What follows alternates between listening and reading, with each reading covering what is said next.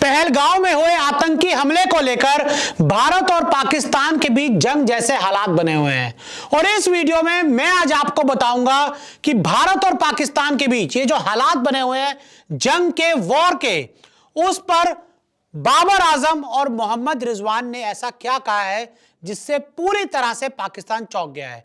Video की शुरुआत में हमने कुछ आपको तस्वीरें दिखाई और ये तस्वीरें बाबर आजम के हिंदुस्तान आने की तस्वीरें थी। बाबर आजम 2023 वर्ल्ड कप के लिए अपनी पूरी टीम के साथ, पाकिस्तान क्रिकेट टीम के साथ हिंदुस्तान आए थे और ये तस्वीरें एक बार फिर आप देख लीजिए कि कैसे बाबर आजम को और उनकी पाकिस्तान क्रिकेट टीम को हिंदुस्तान में बड़ा ही वीवीआईपी ट्रीटमेंट मिला था। और आज जब दोनों देश जंग के कगार पर पहुंच चुके हैं तब इन क्रिकेटर्स का क्या कहना है इस मुद्दे पर मैं आपको बताता हूं। लेकिन सबसे पहले यहां पे मैं आपको बताता हूं कि जब बाबर आजम हिंदुस्तान से वापस चले गए थे तब उनकी इंडिया के बारे में क्या राय थी। जब मैं भारत गया तो मुझे वहां बहुत प्यार मिला। बाबर आजम ने वर्ल्ड कप के बाद पाकिस्तान जाकर एक इंटरव्यू दिया जहां उन्होंने साफ कहा कि जब मैं इंडिया गया तो मुझे वहां बहुत प्यार मिला।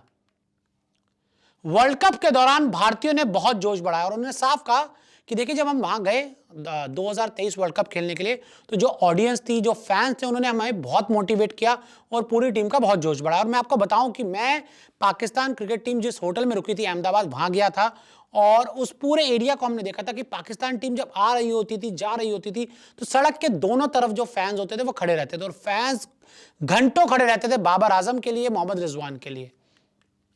जब मैं जा रहा था तो कुछ उम्मीद नहीं थी और उन्होंने साफ ये भी कहा कि जब मैं इंडिया जा रहा था तो मुझे कोई बहुत एक्सपेक्टेशंस के साथ नहीं जा रहा था, लेकिन जब मैं इंडिया गया, लेकिन भारत के फैंस ने मुझे बहुत प्यार दिखाया और बहुत बड़ा दिल दिखाया। और मैंने खुद ये तस्वीरें देखी थी कि इंडियन फैंस बहुत चीयर करते थे, होटल के बाहर खड़े रहते थे और बहुत सिक्योरिटी होती थी। तो बाबर आजम ने भी पाकिस्तान जाकर इंडिया की बहुत तारीफ की थी और फैंस की तारीफ की थी। मोहम्मद रिजवान ने क्या कहा था, पाक टीम को इंडिया में बहुत प्यार मिला और ये साफ इन्होंने बोला था कि ये भी जब गए थे वापस तो इन्होंने भी कहा था कि जब पाकिस्तान की टीम 2023 वर्ल्ड कप खेलने के लिए हिंदुस्तान गई तो वहां पर बहुत प्यार मिला उसको।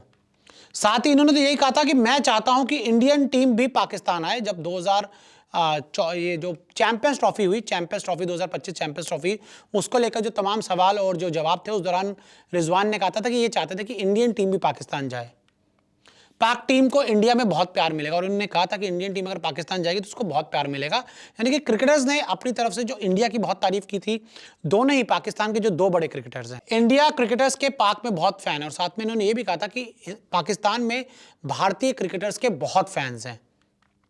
लेकिन अब सवाल यही आता है कि अब जब दो देशों के बीच जंग के हालात बने हुए हैं, दोनों ही बाबर आजम और रिजवान इंडिया की तारीफ कर चुके हैं, बहुत ज्यादा तारीफ कर चुके हैं, लेकिन आज जब हिंदुस्तान पर एक आतंकी हमला हुआ, पहलगांव में जिस तरह से निर्दोष लोगों को आतंकियों ने शिकार बनाया, उस पर इन दोनों का क्या कहना है अब वो बताते हैं आपको।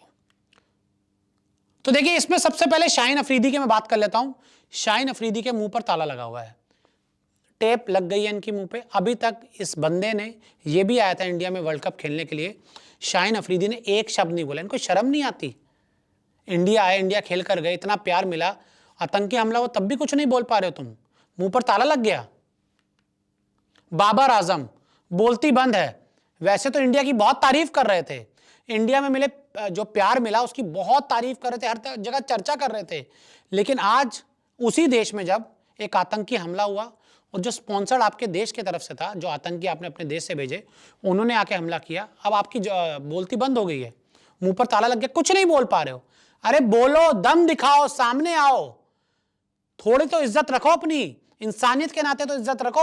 सीखो मोहम्मद हफीज से, सीखो बासित अली से, सीखो दानिश कनेरिया से, किस तरह से वो मुस्लिम क्रिकेटर, पाकिस्तानी क्रिकेटर्स इसको सैड एंड हार्टब्रोकन कह रहे हैं, मानवता पे खतरा बता रहे हैं, लेकिन ये अपनी जान बचा रहे हैं क्योंकि पता है अगर कुछ करेंगे तो ठोक दिया जाएगा इनको पाकिस्तान में। और मोहम्मद रिजवान ये बहुत बातें करते हैं, इंसानियत की बातें करते हैं, इस्लाम की बातें करते हैं, बहुत अलग अलग नेक बातें करते हैं, लेकिन आज जब इतने निर्दोष लोगों को मारा गया तो इनकी जुबान पर लगी लगाम लग गई है, कुछ नहीं बोल पा रहा है आदमी। वैसे तो बहुत दुआई देते हैं, बहुत चीजें बोलते हैं, लेकिन आज जब बात आ रही है कि आपके पड़ोसी मुल्क जिसके साथ आप क्रिकेट भी खेलते हो, कहने को तो आप ये भी कहते हो कि हम हमारे बहुत सारे दोस्त भी इंडियन टीम में आकर उनसे बैट भी लेते हैं, सब कुछ सामान भी लेते हो। इंडिया भी आए 2023 में, लेकिन आज जब 2025 में आतंकी हमला हुआ है, जुबान पर लगाम लग गई है, कुछ नहीं बोल पा रहे हो, मुंह से एक शब्द नहीं निकल पा रहा है, शर्म आती है? मतलब खाना निकलता है गले से, पानी पी पाते हो? नहीं पी पाना चाहिए। कि जिस तरह से आप लोगों की वाहियात हरकतें, घटिया हरकतें हैं ना, ये बताता है कि आप लोगों में हिंदुस्तान को लेकर कितना जहर भरा हुआ है। ये आपकी असलियत है जो आज दुनिया के सामने आ रही है। तो ऐसे में मैं भी हिंदुस्तानियों को ये कहना चाहूँगा कि इन गद्दारों का बिल्कुल समर्थन ना करें, इनसे बिल्कुल बात ना करें, इनको कोई चीयर मत करें।